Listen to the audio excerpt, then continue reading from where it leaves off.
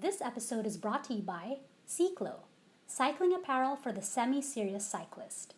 Visit their official website at ciclo.cc or check them out on Facebook and Instagram at Ride Ciclo. Ride happy, ride Ciclo. Thanks also to Cathy's Cookies for sponsoring this episode. Order a box of classic home-baked goodness via Facebook and Instagram at cathyscookies.cebu today.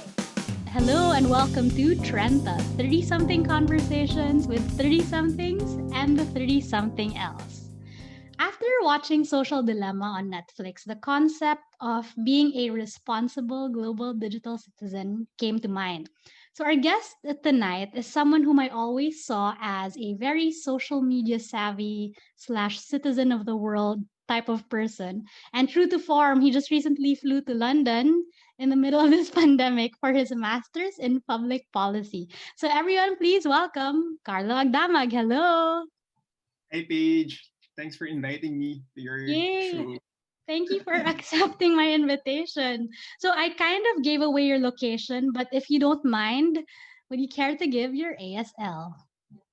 Oh, ASL, very very techy nga. Yeah, Anyway, so I'm Carlo. So if Carlo, I'm turning 30 actually in 11 days. I love it. I'm currently in London. I'm Filipino. I'm from Manila, but I'm in London for a year for my grad studies. All right, thank you. Yeah, so first of all, what was the experience like flying out of Manila? And yeah, like maybe for the people who are wondering how you managed to get out of Manila and into London, what were the protocols that were observed? Yeah. Preparing for grad studies in a pandemic preparing for grad studies is hard, but preparing in a pandemic, no less, is much harder. It causes so much anxiety. Right. So for the logistics of it are kind of difficult in a sense that not all offices are open. So, for example, my passport is about to expire this year. So was about to expire. So I had to renew it. I had to schedule an appointment with the DFA to finally renew it. Then I also applied for my UK visa. I had to schedule all my medical exams, Mm-hmm. uh, schedule all my English proficiency exams. So basically, these are not normal times. So the way we did it was not really normal also. So there was extra difficulty encountered in those aspects, but thankfully we got through it. So after preparing all the documents when we got to the airport, actually it was pretty normal. Mm-hmm. So I flew via PAL, so the airline just asked me to be there like an hour earlier. So usually it's 3 hours, right? So Right. they just asked me to be there for 4 hours, Uh-huh. maybe to have some extra preparation, just to check some documents. So compared to other airlines, PAL doesn't really ask you to have a PCR test. So some Mm-hmm. airlines like Emirates, basically the Gulf Airlines ask you to have a PCR test within 96 hours, if I'm not mistaken, before flying. Okay. Basically to show that you're healthy, that you're negative for COVID. But for Mm-hmm. PAL, there is no such requirement. But coming here to the UK, the immigration officer just asks you your purpose.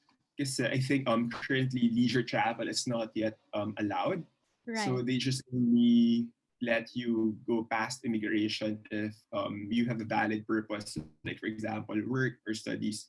So yeah, I think that's the logistics, like going out of the Philippines. But coming Uh-huh. to London was a different story altogether. Compared to other countries, London is pretty lenient as well. So they don't need you to have a PCR test when you go here. The only requirement is for you to observe a 14-day quarantine. So when I got here to the UK, I had to stay in my room for 14 days, basically just to isolate myself. But I see.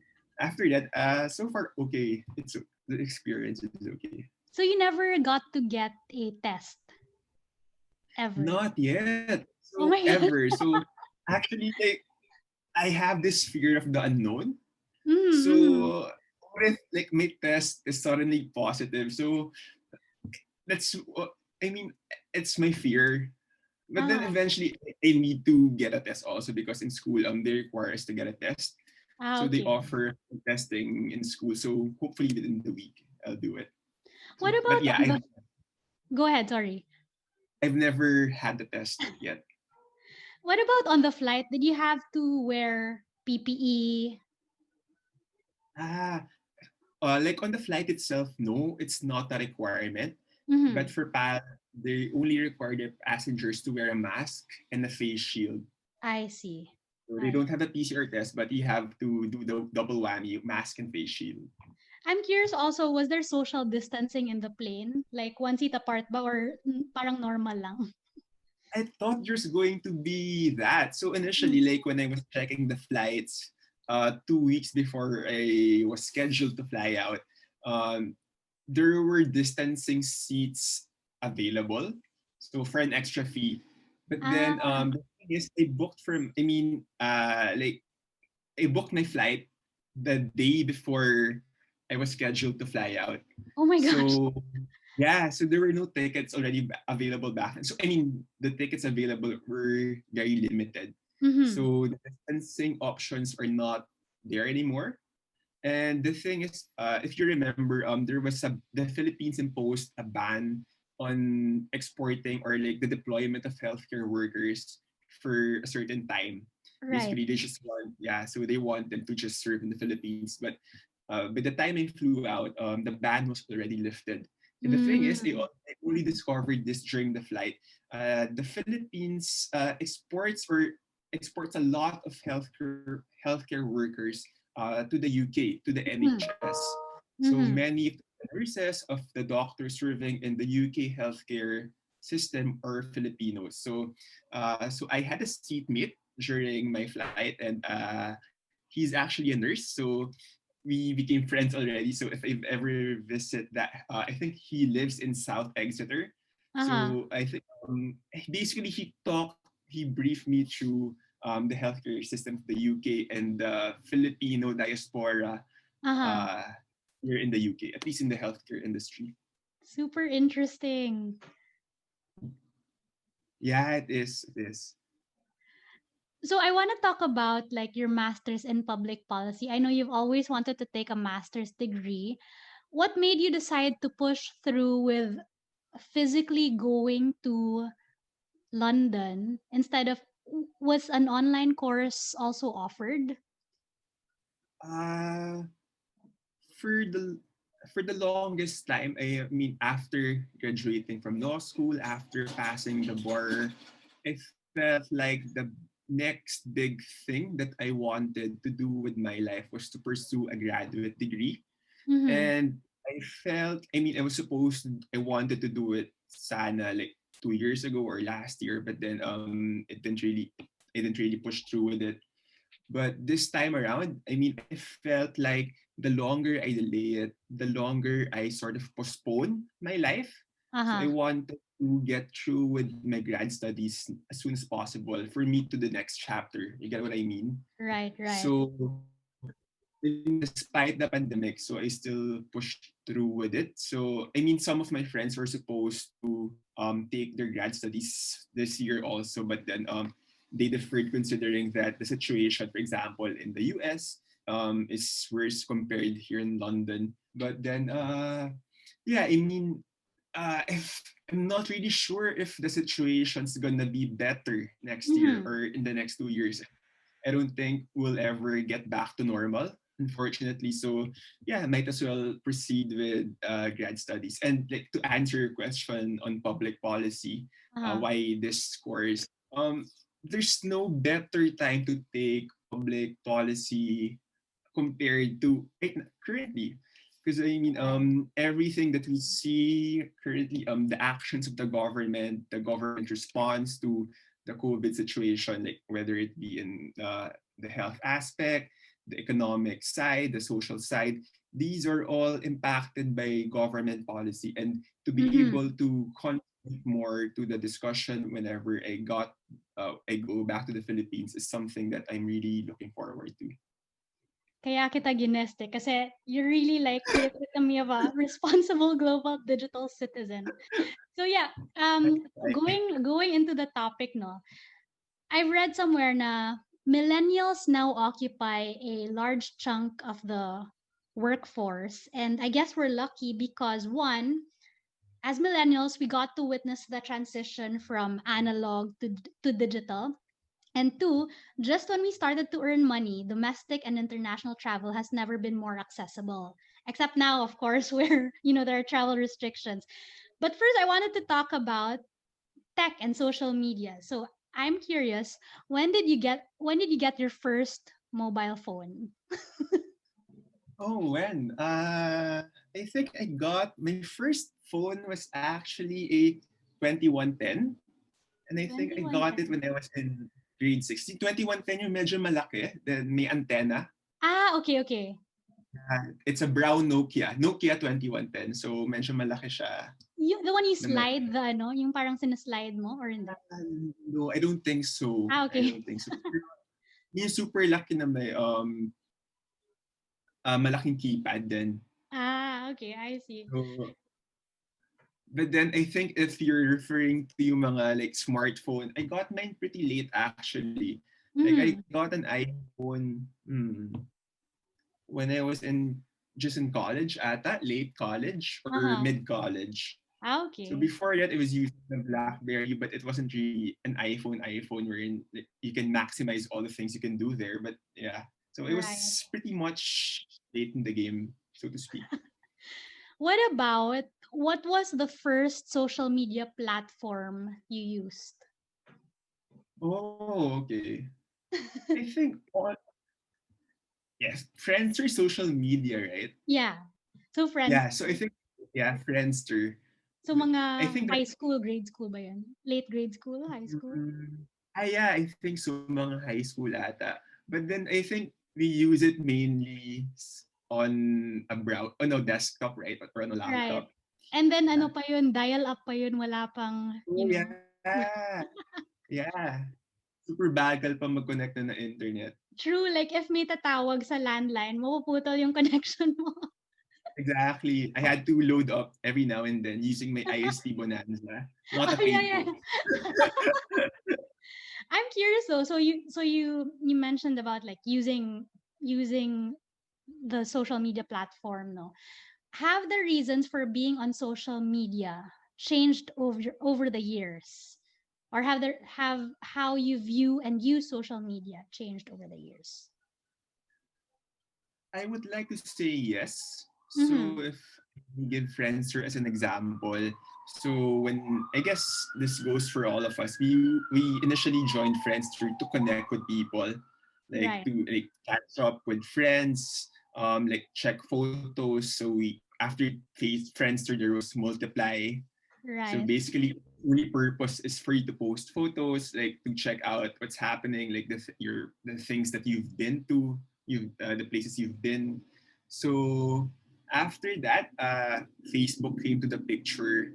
Then basically, it's sort of the same thing, but then you connect with. It's more you use it mostly for social purposes. Uh-huh. Then you have games there eventually, but then eventually after a while, took on a more different purpose. Um, Aside from social posts, you use it to get information. So Mm-hmm. basically, from news sites, from their social media accounts, you see like the things happening around your country, around the globe.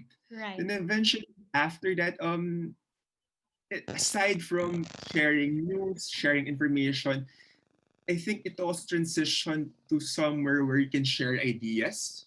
So it became a platform wherein people just threw ideas, their thoughts back and forth. And I think I love the way social media has evolved throughout the years. So, yeah, speaking of like what you love, I wanted to ask that. What else do you love about social media and what do you hate about it naman? And was there ever a time that you needed to go on a detox on a social media detox? Ah, well, Okay, let me answer your question. What I love about Yeah. social media. Hmm. It's a hard question. No? I mean, it seems to be simple, but uh,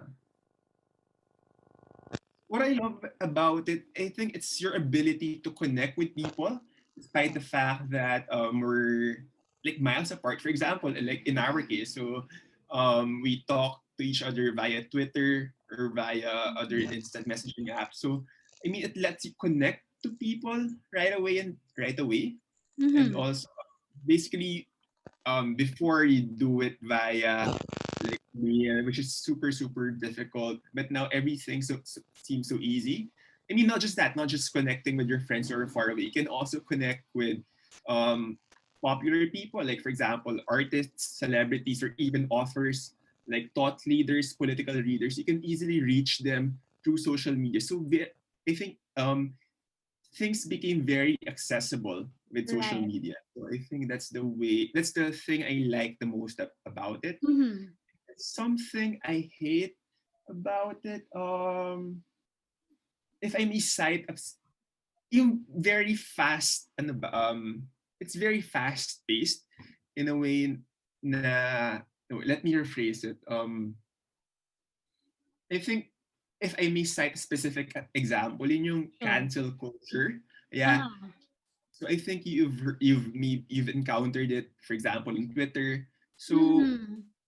the moment that someone says a negative thing, that someone has an opinion which doesn't match with their own take on Right. things, then they suddenly attack that person. They suddenly cancel that person right there and then without going through the history of things, his perspective, the nuances of his thought on that. So basically, it's an instant cancellation and instant condemnation of that person. So Right. it's something that I really hate the most about social media. Mm-hmm.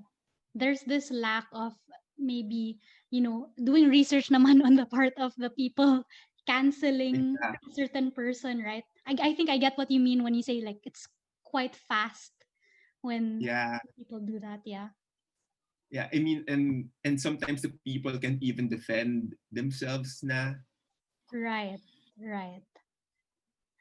What about I'm wondering, speaking of, being able to connect with thought leaders and really famous people online, like Twitter actually really democratized, getting in touch exactly. with people, because in another world, or like years back, who would have thought na you could be able to just simply message someone whom you looked up to, right? Yeah, But exactly. I wonder, what are your thoughts on the rise of influencers? Or but first, how would you define an influencer, and who do you consider an influencer? Hmm. I think my like the way social media has evolved, my thought or my thinking on influencers has also changed throughout the Mm, years. mm, So before, like I used to think of influencers as someone who you can like cite or like take inspiration from, like fashion wise, right. or like where places to go, restaurants to check out. But then eventually, they seem to. I mean, lately at least, the way social media has evolved from being a social thing to a site for information to a site where you can exchange ideas, it sort of shifted also. So for me, the way I view influencers right now is if you can share those ideas to people. I mean, you use your platform in a way that you influence the people over ideas that matter, ideas that are worth sharing. I mean, the idea shouldn't necessarily be shared by everyone, but at least if you base your ideas like on facts, on like Mhm, if you ground it on something, then I think that's what an influencer is. mhm. So do you think influencers have to take a stand, necessarily have to take a stand on certain issues by using their platform? Mm, it's I mean, coming from a legal perspective, na Uh-huh. I don't want to force people to believe in something. To like, there's this. And coming from freedom of expression, like you can force a person to speak up on this, on that. But I think the better way of say, like the way I view it, I think there are top using social media language. There are Uh-huh. top tier influencers Okay. and there are low tier influencers. So if you're a low tier influencer, then you're just there just for the visuals. You just share stuff. You just I share see. fashion posts, travel Uh-huh. posts.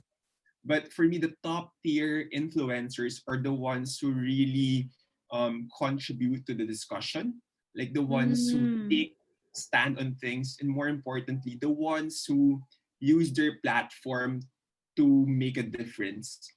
So who influence, who use their influence for something concrete, for something ideal. Uh-huh. Uh-huh.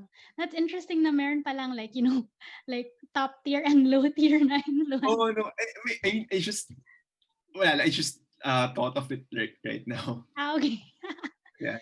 Yeah, so I just recently watched The Social Dilemma. I know you haven't watched it yet, but essentially it kind of exposed the ways technology or tech giants in Silicon Valley have sort of manipulated the human psyche into influencing how they behave, and ultimately like how they let's say buy, how they choose what to buy, right? And influencers play a really huge role in this. What do you think about that, like as a marketing strategy, for example, like selling uh things online? And I'm not sure if in the Philippines there's a requirement, or there are regulations in place requiring, let's say, influencers to disclose whether their videos are sponsored or not, right? Because sometimes I see that it's clearly sponsored, or it was gifted to them. Let's say a product was gifted to them, but they don't say that it was a sponsored post, something like that. So I'm not sure. What are your thoughts on that? Like, yeah. Like I'm okay about. I mean, I'm not necessarily opposed to it Mm-hmm. because it's the usual like it's like placing an ad on television or on the radio. Uh-huh. This time around, they use the internet and they use these social media savvy people to do the advertising for them. So on that aspect, I think it's all right.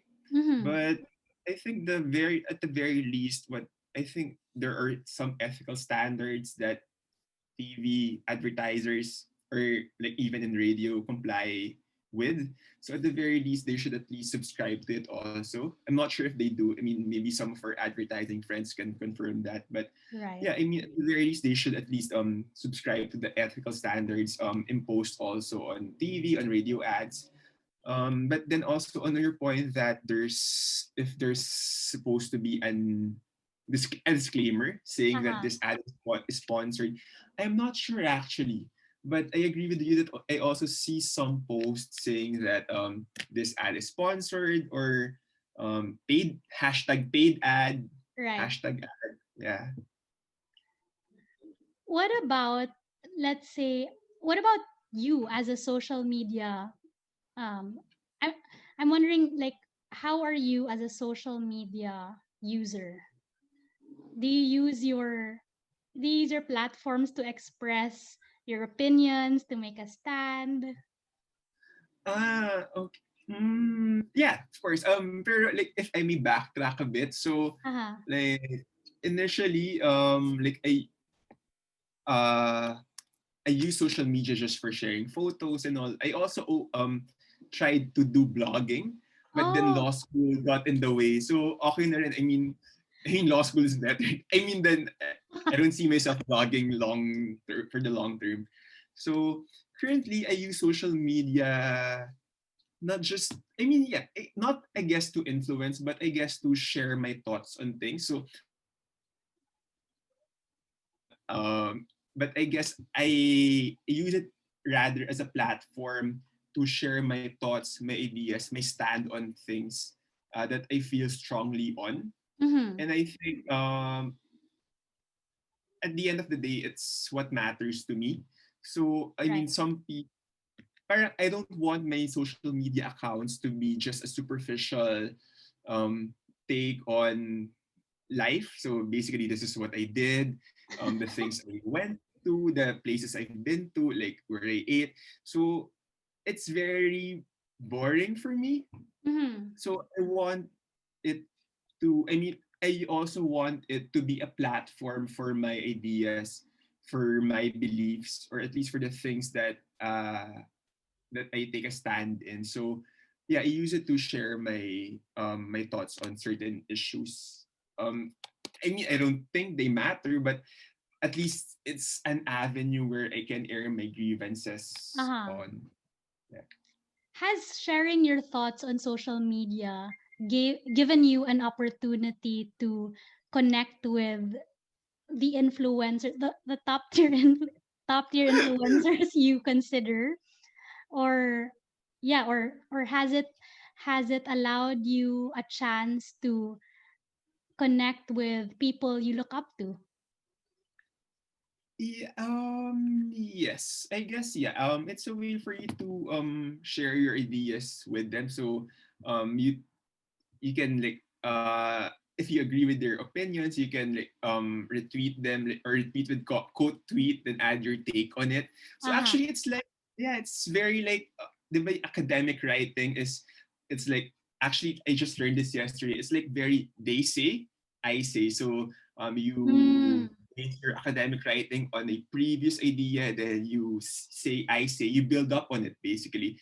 So Twitter, for example, is like that also. So they say, so some social media person tweets something about this issue, then you can also have your own take on it. Like I say, Right. by quoting the tweet, by retweeting it. So I guess it's a way to have an academic discussion Uh-huh. also on Twitter. But with yours, since you're limited to a certain number of characters, you also have to catch your audience basically. And yeah, I mean it has given me the ability also to connect, to throw ideas to other people that I look up to other thought leaders that I want to share my ideas with. So yeah, I mean like what you said a while ago, it's a way to democratize these ideas. Mm-hmm. Was there ever a time na they replied to you or something like that? Like you didn't expect na they would reply, but they replied. Um yeah, they reply. Yeah, they do. They do reply actually. So if they really believe in your thought, if they share your thought, they would engage you actually um, in more conversation. Or sometimes if the discussion is tends to be more personal, perhaps you can slide into their DMs also. I love it. Yeah. So yeah, moving on to being a global citizen naman, like from digital to like global citizen. I know you've traveled so much. How has traveling shaped the way you think? And how effective is it in shaping the way you think? This may sound very cliche, but I agree with the perspective that traveling really expands your horizons. Right. It widens your perspective on things. So back then, you have a very limited perspective if you're just confined, for example, like to what's happening back home, to the perspective of things you just interact with locally. Then your take on things may be limited by those people, by those constraints. So basically, you're constrained because of these factors. But then traveling, the thing that I love most about traveling, about exploring places, is that they expand your thinking. You Mm-hmm. open your world to different possibilities. So, for example, when you go to this certain country, you've become more exposed to their culture, to their practices. So you'll be surprised that there's something happening like this, that their culture is like that, and it's a way for you to acknowledge that you're worldview is not just it's very limited. I mean that Right. your view on things is not the only one existing. There's a whole wide world out there waiting to be discovered. There's a whole range of possibilities out there that that's very exciting for you to go into. True, true. And I love also like how it also builds connection, no? And really just aside from expanding your perspective, it also I think kind of expands your network, right? Yeah, that's right. That's right. Especially with like programs that you've joined in your line of work, I guess. Yeah. Thankfully, my program, I'm sorry, my current job allows me to go to different places also to learn more about the way they practice this area of law. So it's a nice way to connect to, aside from building networks, you learn from their particular experiences in dealing with these kinds of topics, of these issues. Hmm. With the pandemic, what have you realized about, connecting with people, the difference between connecting with people physically versus digitally or online, connecting with people from all over the world? Like, what have been the stark differences that you've noticed so far? Uh, I guess you can learn so much about their culture also from uh like for example like the way they present themselves online, like in their meetings, for example, the things they do, like their backgrounds, um like it's a very good experience also to be dealing with people online. I mean, it's so much easier, provides you with so much flexibility, but at the Right. same, I mean, it's very different compared to dealing with a person like in real life. Mm-hmm. But it allows you to have a different take on the person also. Uh-huh. What about naman, like you mentioned, aside from connection, access to information and sharing ideas, which I think which I think make part of like what makes a global digital citizen. What to you is a global digital citizen, and how do you think being one adds value to your line of work? So a globe. Hmm, this is a hard question. Or essay. Can Oh, nga, I, sorry. no, it's okay. I'll attempt to answer it. So, a global digital citizen for me is someone who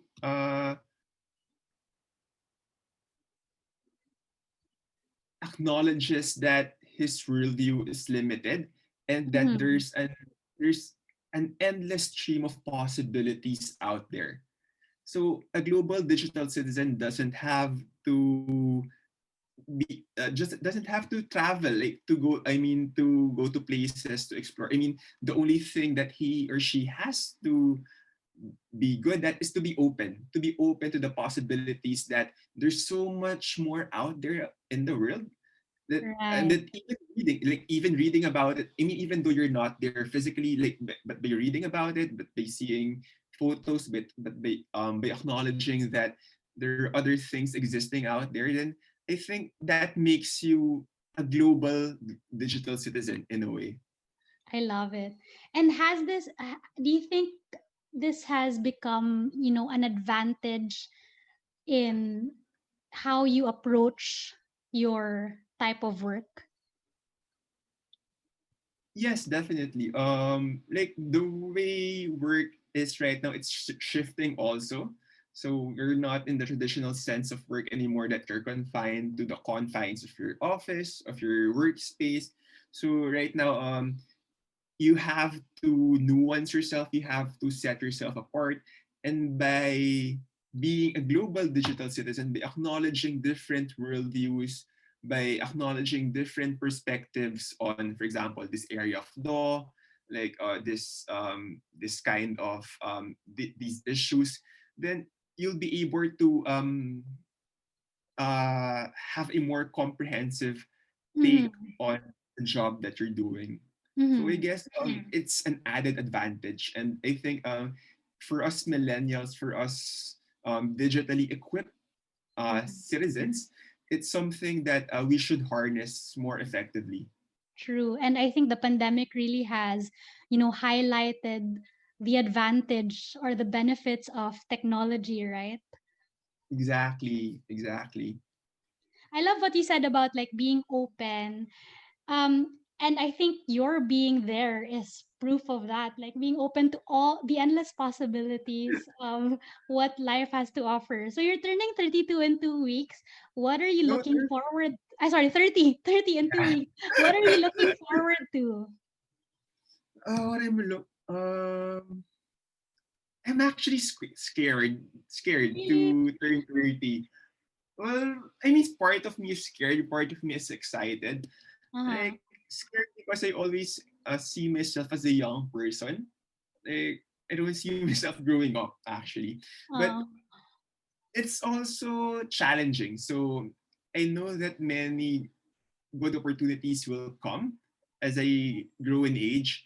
And like, yes, like, bring it on. Like, I'm there to face whatever challenge that life will bring.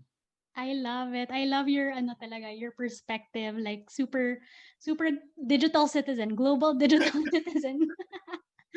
So I yeah, try. Carlo, thank you so much for accepting my invitation. Happy birthday. Guys, you Age. can follow him on his socials. If you want to promote your socials, go ahead. Yeah, Wow. sige, since we're at the topic, so my Twitter is Yeah. at Carlo Agdamag. My Instagram is carlo.agdamag. So Oh, yeah, hindi na pala Carlo the Waco. I think that's also like before I turned 30, I also promised myself that I will try to be more mature on social media. I changed my handles a few months ago actually. Oh, really? Yeah. So yeah, like connect with me on social media. I love it. What do you post now usually? So I don't have Instagram, so I don't know what you Yeah. post on Instagram. What's your feed like So yeah, these yun pala, days? parang I kind of nuance things also. So for example, for Instagram, that's where I post the sort of lifestyle post. So the things I do every Ah. day, like Uh-huh. restaurants or like travel posts. But for Twitter, as much as possible, it's the real me. So Ah, like okay. everything that's happening to me unfiltered, basically, you I see it love on it. Twitter. I mean, same with other people, I guess. So aside from Mhm. being their more real selves, people tend to be more uh like their real selves on Twitter actually. And it's I also the better way. Actually, I think of it as the more superior platform Oh, where you can share really? ideas. Yeah.